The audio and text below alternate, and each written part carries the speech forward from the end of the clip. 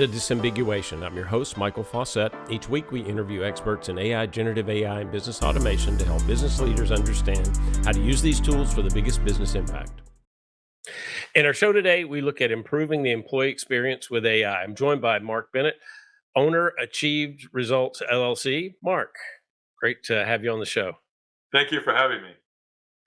So why don't you give us a little bit of background and just a little bit about what you're up to now, just to kick us off. Sure. So my background is in software engineering, building products from 0 to 1. I really enjoy building things from nothing into something. And now AI product leadership. I have a passion for developing safer, beneficial, and innovative products using AI technologies. I've had a lot of success in pioneering cloud-based applications using advanced AI capabilities. And I have a strong belief in AI augmenting human strengths, not replacing them. And I am basically a champion for human-centric design. And now I'm excited to be sharing my learning to help others succeed with AI as well.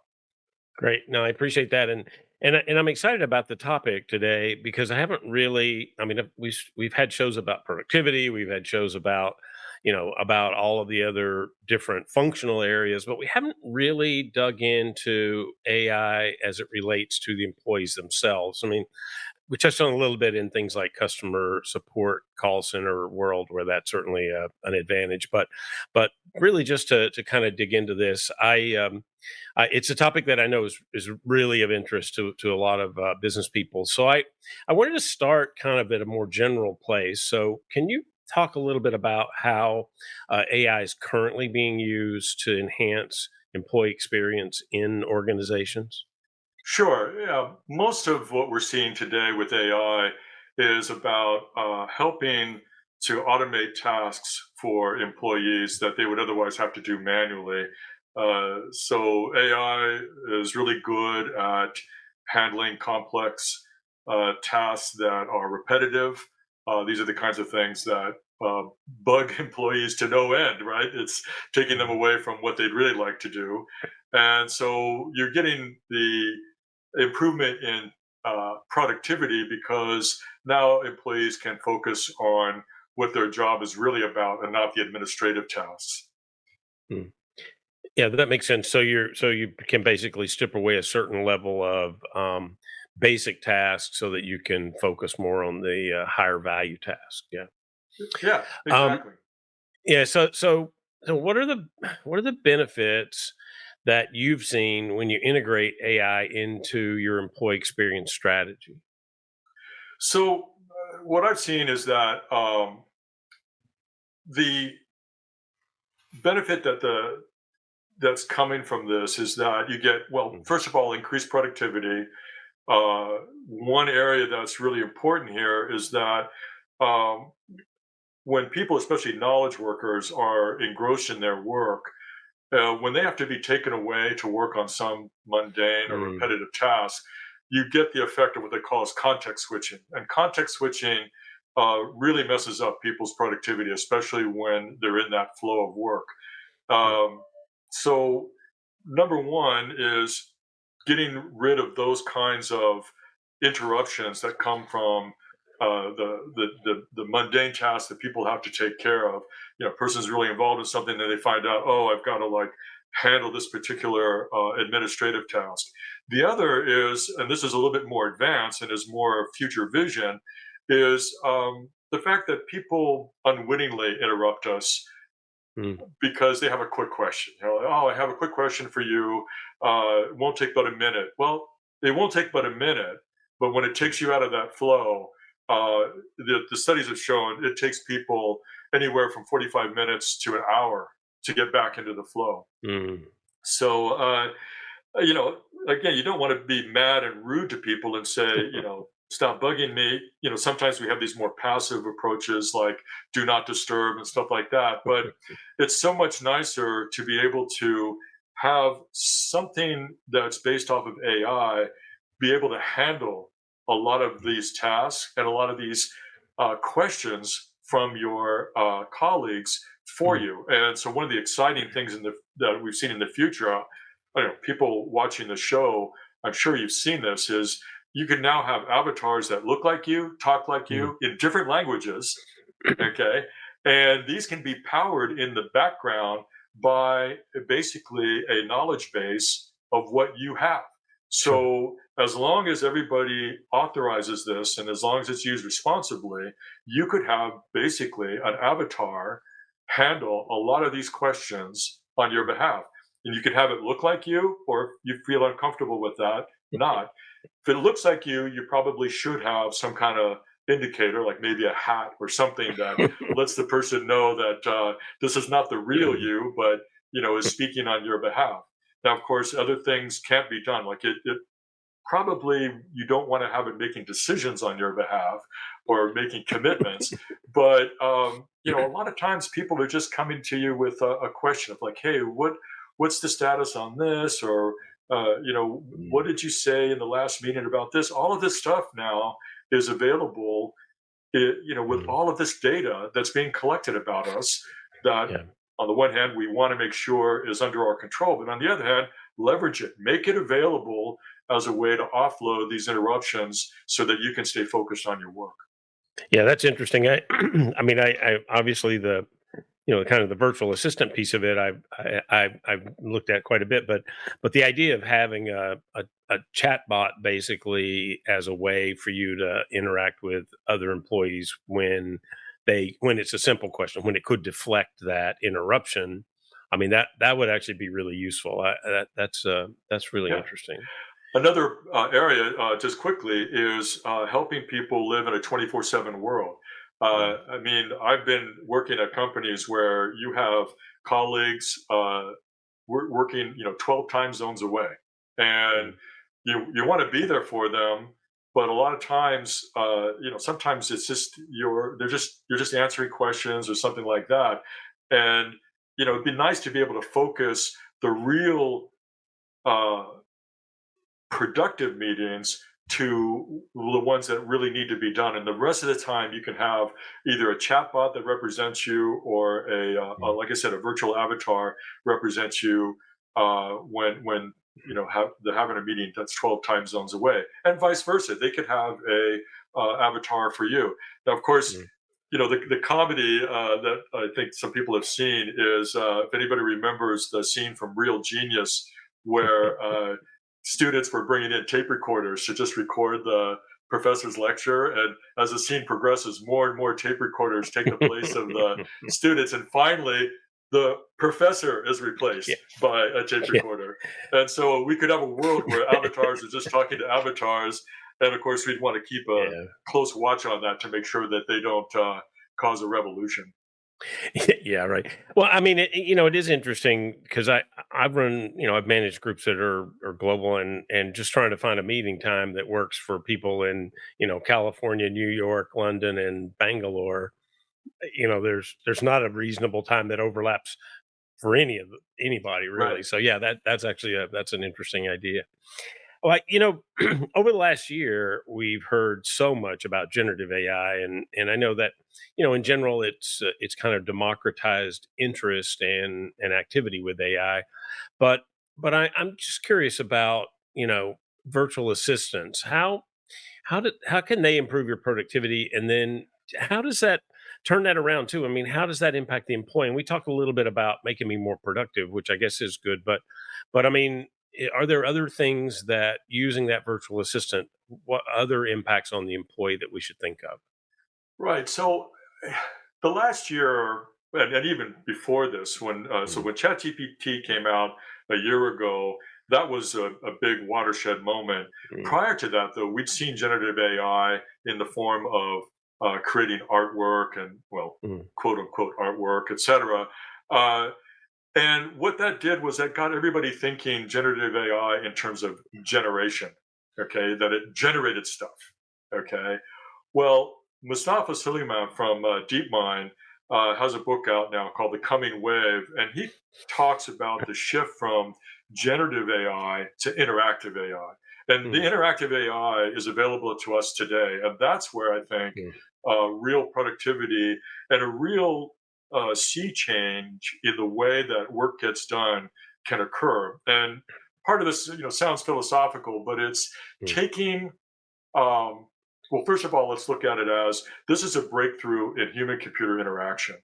Prior to these conversational approaches that ChatGPT supports, everything was locked into how the computer saw things. Okay, Yeah. you needed to fill out the forms its way. Even if you had a quote unquote chatbot, if you didn't say the words in the exact right way, you got Yeah. caught in an endless loop of "I'm sorry, I don't understand that. Could you Yep. please pick from one of these selections?" and cause infinite frustration for everybody. Now you, you have perhaps the world's most polite, if not gullible, companion to talk to that will just cheerfully, tell you whatever you want to know, and uh, you know, Mhm. it's incredibly patient if you get frustrated with it. And what this does is it opens up the door for people to really talk to systems without having to be a programmer or some Mhm. genius at filling out forms. So what does that lead to? What that leads to is that a frictionless interaction between you and these systems where you can just say, I'm looking for this. You and I've talked before about perplexity. Mhm. Okay. And this is, I don't think people really realize just how revolutionary this is over Google. I think people are starting to see articles about this, Okay. but in the world where you used to have to like form your search terms just perfectly in order to get what you want, and then you still got back a lot of stuff you didn't want. Perplexity, it doesn't read your mind, but it sure knows what you're Mhm. trying to get to. And Mhm. you know, like you've told me, I agree. It's perfect for doing research, Yeah. and that has Yeah. improved our productivity immensely. Yeah, I think, and Perplexity is a great tool, and I do use that in place of search a lot, and I think that's an interesting way to think of it because generative, of course, I mean, I know why we call it that, and it certainly does generate, different combinations of newer, newish things, but I do admit I like to think of it as a natural or conversational interaction, right? Because I can see over time it does become more and more like a different way to interact with the computer, with applications, with that whole virtual space, and it is much more effective in my mind than trying to use it the old way in search, for example. And the point you make, I think, is great that it gives you answers, not ways to find answers. That's the It's difference to me, right? It right. actually answers my question. It didn't give me 27 pages of links where I can go Yep. look for the answer to my question. Yeah, exactly. And now that's a low hanging fruit benefit, right? It's Yeah. like it really gives me what I'm looking for in terms of answers. But we can take this an even step further, and you and I've talked about this. Is that it changes us in that when it's conversational, it also comes back to you and makes Mm, you rethink your questions, right? So, but in a good way, right? It's not that you didn't formulate your question right, but it actually gets you thinking, have I missed something? Have a lot of times when we are asking a question, it's the old joke about what's the answer to life, the universe, and everything. The people who asked that question thought they had it figured out. Like that's the question we want to ask. What's the answer to life, the universe, and everything? And then the answer came back as 42. They didn't know how to interpret that, right? And it's because they weren't asking the right question, right? right. So we have the ability now with this conversational approach to really help ourselves get better at finding out what the real question Mm, is that we're after. Okay, it's not that we're wrong, but that we can be even better at understanding what the problem is and understanding what the situation is. So, in a way, it mm. changes us for the better because it's making us think through things and question our assumptions that we didn't question before. Yeah. Yeah, I mean, it definitely does it gives you the opportunity to refine that thought process over that conversation to get to the answer that you're trying to find versus looking for a needle in a haystack, basically, right? Right. One of the things, and I know you've done some work with this, so this would help me, I think. But one of the things I hear a lot about is this idea of a skills based organization. And so I was wondering, first, could you explain that a little bit? Because I think that'd be good for the audience. But then also, what role does AI play in building a skills based organization, or does it? Yes. So briefly, skills-based organizations are a different way of looking at how work gets done. We're used to organizations where we have well-defined roles and jobs Mhm. and so forth, and that works. It's manageable. It helps to keep things sorted. And when you're trying to find out, who should be doing this job, there's all these things that are sort of built in, and we've built over decades, if not centuries, a whole hierarchy and a whole way of thinking about organizations in these Mhm. terms. But as we've seen the rapid change in technology that has occurred, where it's just become exponential, right? You just watch the curve just go almost vertical. Uh, we're seeing that this system is fragile and susceptible. It's just not agile enough and not adaptable enough, fast enough to be able Mhm.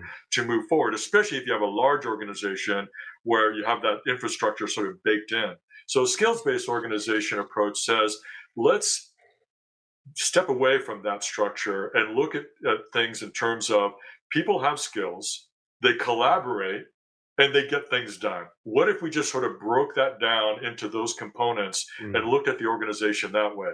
That sounds really good, but you just dispensed with all of this infrastructure that helped Mhm. you manage it in the first place in terms of roles and functions and things like that. So now you've put this huge burden on management and on the organization that is really, you know, very, very difficult to manage. And so, unsurprisingly, there's been a lot of resistance to shifting to skills based organizations because of these practical issues.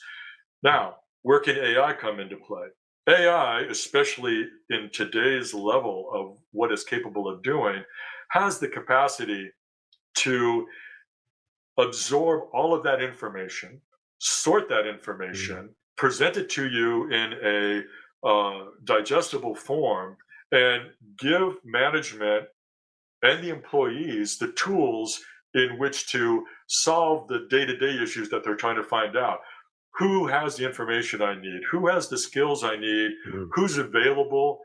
Who can we put together a project team quickly? What are the forecasts for what we're going to need in the future? Right? If you try to rely on AI to do everything just in time, I think that would Mhm. cause a lot of ripple effects on Yeah. people's psyche. So if you had, though, a system that could digest all this information and process it and give you forecasts, you could Mhm. then plan and free up yourself from this baked in infrastructure Mhm. that you had up to this point. Now, I want to make sure that people understand that this is not saying dispense with all of that infrastructure. Just this says, hey, there's a way to look at this through a different lens and see what's available and to be able to react to opportunities and threats in a more agile and adaptable fashion, Mhm. leveraging the strengths of AI. Yeah, it's interesting. So it's really more of, instead of saying here's the job and you need these skills, it's saying you have these skills, so here's the job. Right. I think it is a good way to do it. Here's the thing that needs to get done. Okay, so Yeah. let's think of job as even more abstract. So not like it's some locked in pigeonhole that you have to fit into. Right. And this Right. brings up, the point I posted about, which is more and more, and this I think is going to really benefit employee experience, is we need to understand that uh, talent is jagged. People have different strengths and different Mhm. weaknesses. And there are two ways in which AI can assist in here. One is the thing that maybe we'll get to separately in our talk, but this idea that AI can supplement people's skills Mhm. and take over areas that they're not so strong in, help them develop those skills, Right. and then allow them to focus on their particular strengths.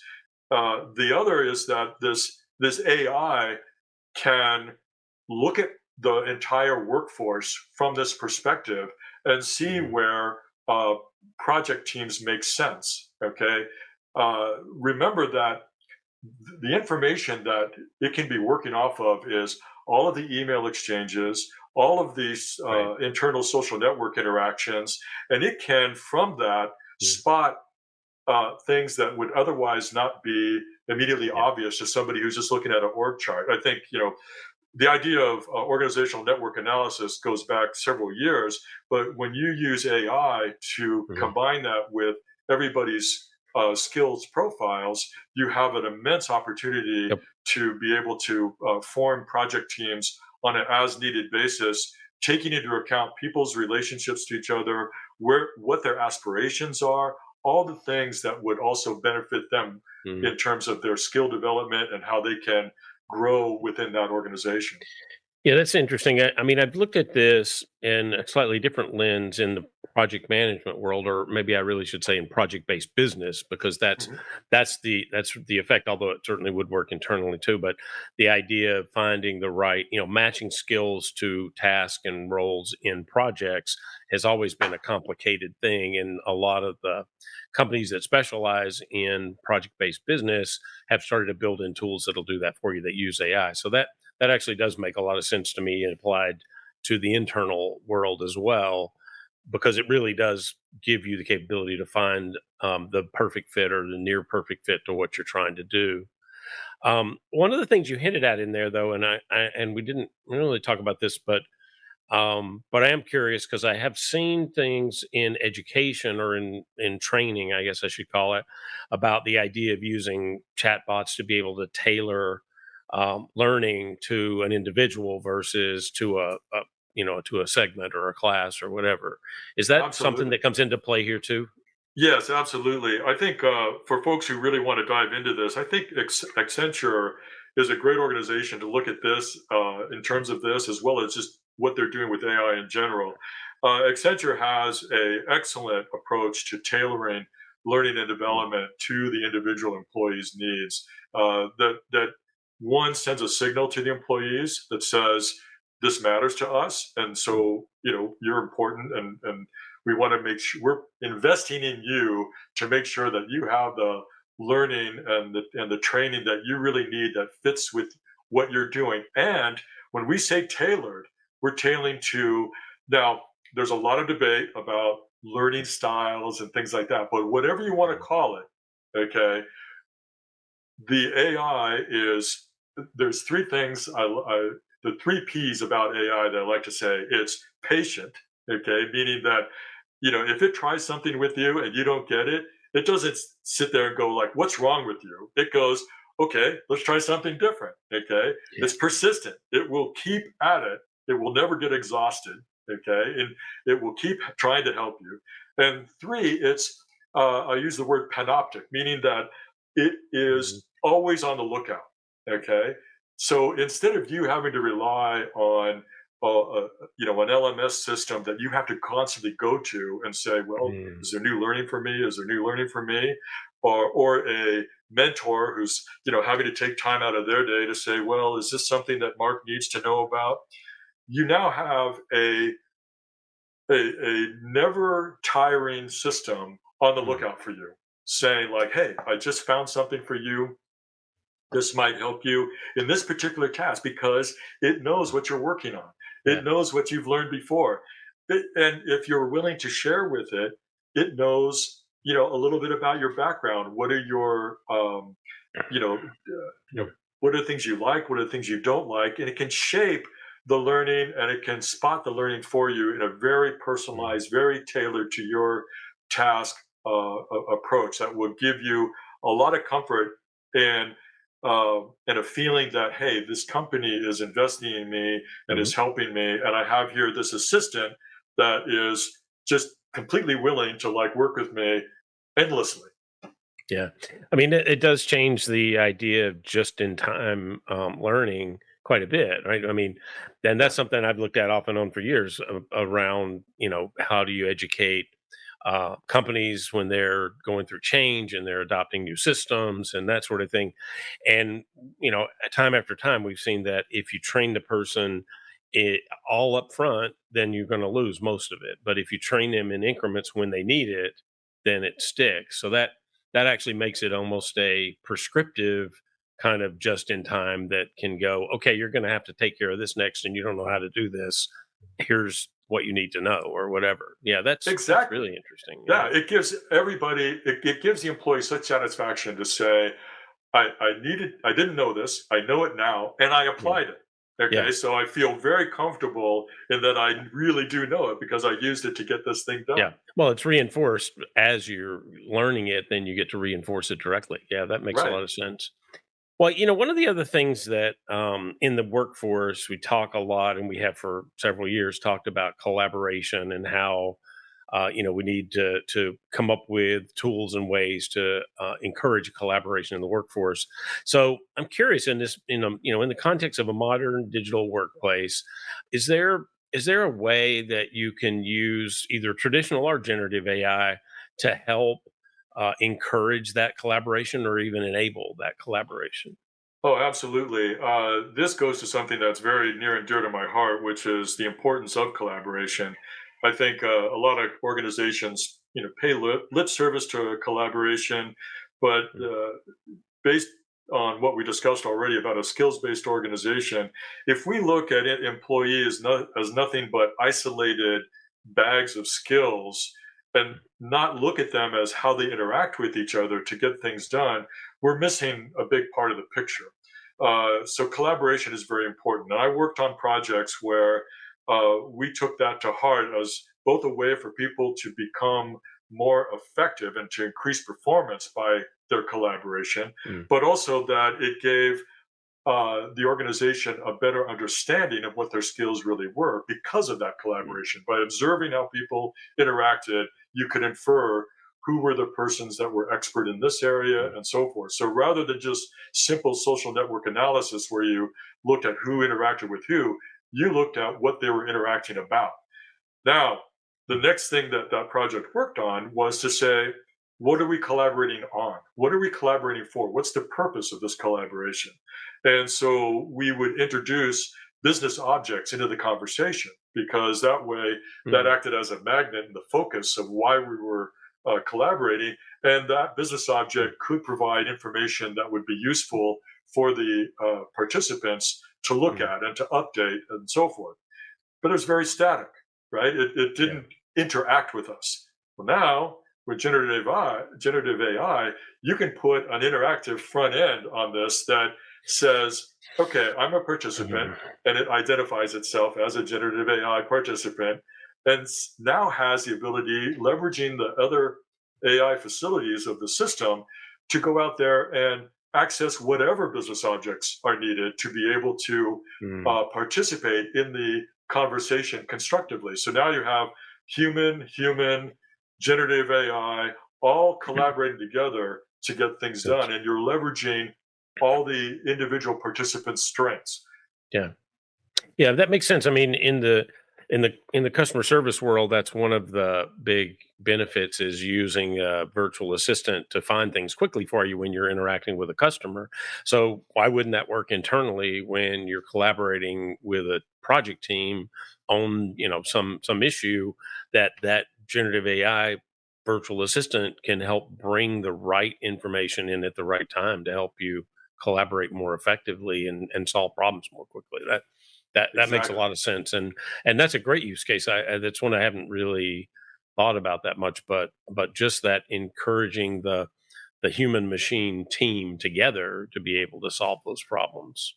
Yeah, Right. very interesting. Well, so obviously incorporating these different tools in your employee systems has to create some challenges when they're going through the implementation and they're trying to get employees to use that. So, what have you seen? I mean, how do what kind of challenges are organizations looking at, and how do they get past those? How do they overcome them? So one of the challenges that I've seen from the past projects where we were just beginning to introduce these concepts of AI is in two areas. One is employee trust.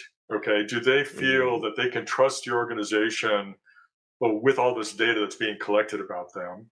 And then there's this more nuanced issue about general change management. It's touched on very well in this book called Power and Prediction, that talks about how, just briefly, we see lots of opportunities for individualized productivity gains. Okay, using these virtual assistants and so forth. And so you can say, well, we have 1,000 employees and they're each, 20% more productive. But that does not make the organization 20% more performant, right? Because that it's the scale issue, right? There's a Right. lot of other things going on in the organization that make it where you don't see that full 20% benefit. Mhm. So if you really want to see a systemic change where the whole organization is benefiting from this, that's going to be disruptive. And that disruption includes changes in power, okay, where Mm. decision making that used to be done by some people in the organization is now going to be done by other people in the organization. And the people who used to have that power are not going to be giving it up willingly. And so there's going to be either passive or even active resistance to these kinds of changes. So this is Mm. basically a real big change management issue if you want to see the big benefits from AI. You can find all kinds of these low hanging fruit case studies where, for example, you were talking about the customer service virtual assistant. Autodesk reported that when they introduced a virtual assistant to their customer service team, the average time for a resolution of an issue went from 1.5 days to 5.4 minutes. That's crazy. Okay. Yeah. Yeah. Now, that's impressive. Okay. But, that's easy to see how that could be done, right? That a Mhm. customer service rep could be that much faster at resolving an issue. But is that going to change Autodesk? That's a change management issue. Yeah. Well, So and it big, it certainly changes the customer's experience, and it makes the job of the employee themselves better, but you're yeah, right, the broader look at how what impact does that have on the organization has to be, through a different lens. Yeah, that yeah. makes sense. So a big way to address this is there's a need for transparencies about what Mm. the AI's capabilities and limitations really are as well. I think it's very easy. I think we see it today. There's already blowback in terms of people going, well, I just don't see what everybody's telling me about generative AI, or I don't see everything that everybody's telling me I'll get from AI. And some of it is from what I basically just talked about, but also some of it is just about people not looking at it through a new set of eyes, about looking at other people's experiences and saying, okay, what can I learn from what they've been doing, instead of me trying to Mhm. continue to use new technology through an old approach. So Mm. that's a big area. Another is, and this is fits with my whole philosophy about employee experiences, you need employees to be involved and to provide feedback. Don't just throw the tool at them and say, okay, start using this, and we expect you to be more productive by next week, right? It's like, Mm. no, it's like, okay, here's something that we are going to explain how it works, what it can do, what it can't do, and then we want you to try it out, tell us what you think, and really find out from them, like, where is it working and where is it not working. Also, in this area of trust, is do Mm. not give employees the feeling that they are training their replacements. Okay, if they feel like you're introducing this generative AI and say this is your virtual assistant, um, and then you don't make sure that they understand that you're helping them to do their job even more effectively, so they become even more valuable to the Mm. company, they're going to get the feeling like, wait a minute, this virtual assistant is going to be potentially our replacement for me. Got to make sure that they trust that you're not going to do that. Mm. No, that's great. I mean, that's really helpful, and I mean, could definitely dig into this more, but I think honestly, we're running at the end of our time for today. So, I really want to thank you, Mark, for joining. It was a really good discussion. But before I let you go, the one thing that I really like to ask for of every guest is, could you recommend for the audience somebody, a thought leader, an author, somebody, a mentor that's had influence over your career that you think would be beneficial to them? Sure. So I'm going to give you four, and I'm going to tell you a little bit about each one that also is something for the audience to look into even further. Number one is Ethan Malik. Sean, who was on one of your other podcasts, brought him up. Ethan Malik is phenomenal on LinkedIn. Follow that person because he is constantly learning. He's very curious and he shares what he's found out Hmm, incredibly. One Thanks. of the things he just recently shared, which I think is very applicable to our discussion, is this notion that while we see all this AI changing so rapidly, the question that comes to mind is, when should I commit on an investment? Right. Okay. And he wrote a good post that refers to a paper that talks about the weight calculation, which is something to think about and consider, which is it the Mhm. right time to invest in this thing, or should I wait a little bit and I can save a lot of time because the technology will be that much further Right. advanced. Now, I think we're all familiar with the notion of technical debt, and that this is it in a different form, but it's something to really pay attention to. Mm. The next person is Andrew Ng. Andrew Ng is well known and well regarded, and I think what I really like about him is he's very forthcoming and sharing. He's very relaxed. He's an excellent teacher, so his Mhm. courses on Coursera are phenomenal, and he's got a lot of credentials and a lot of knowledge that backs it up. And I think he's just an excellent source of Yeah. information. Ali Miller is another excellent person to follow on LinkedIn. And then last but not least is Connor Grennan. He is really good and is, in a way, very much like Ethan Malik in that he's always checking out something new and then he shares it with you. And he's got a very excited approach to things that is Mhm. really infectious. So he's really good to follow as well. Oh, that's great. Great recommendations. Thanks, Mark. And again, thank you so much for being here today. Thank you for having me. And that's the show for this week. Thank you all for joining. Remember to hit that subscribe button. And for more on AI and other software research reports and posts, check out the arionresearch.com/blog and /research reports. And don't forget to join us next week. I'm Michael Fawcett, and this is the Disambiguation Podcast.